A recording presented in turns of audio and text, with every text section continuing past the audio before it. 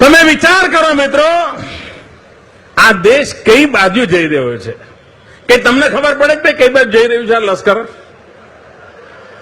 ગુજરાતમાં બધાને ખબર પડે, હા વિકાસ થઈ રહ્યો છે, આ થઈ રહ્યું, પેલું થઈ રહ્યું. અને દિલ્હીમાં તમે વિચાર કરો, આખો દેશ કાળું નાણું પાછું લાવો એના માટે મક્કમ છે કે નહીં? આ કાળું નાણું વિદેશમાંથી પાછું આવવું જોઈએ કે ના આવવું જોઈએ? આ કાળા બજારિયા ને કાળા ધંધા ને કાળા કામો બંધ થવા જોઈએ કે ના થવા જોઈએ? દેશ આખો કહે છે કાળું નાણું બંધ થવું જોઈએ. બાબા રામદેવ એમ કહે છે કે કાળું નાણું બંધ કરવા માટે 1000ની નોટો રદ કરી નાખો. જેમણે ઘરોમાં 1000ની નોટોના થપ્પા લગાયા હોય, રાતોરાત એની નોટો રદ કરી નાખો, બધું પોલ બહાર પડશે.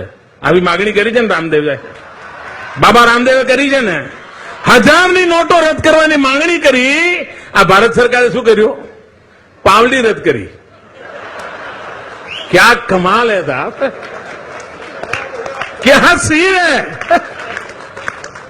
देश के છે કે 1000ની નોટ નાબૂદ કરો, પ્રધાનમંત્રી કે જો પાવલી કાઢી.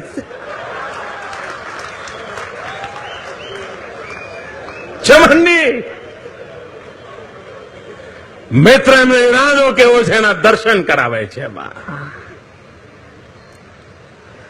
કાળા નાણાંની મુક્તિ થવા માટે 1000ની નોટો જાય એવું દેશ ઈચ્છે, એવું બાબા રામદેવ માંગણી કરે, ત્યારે ભારત સરકારે શરૂઆત ક્યાંથી કરી?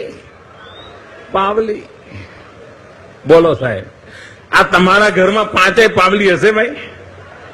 કોંગ્રેસમાં નથી કહેતો, ત્યાં હોય બી ખરા.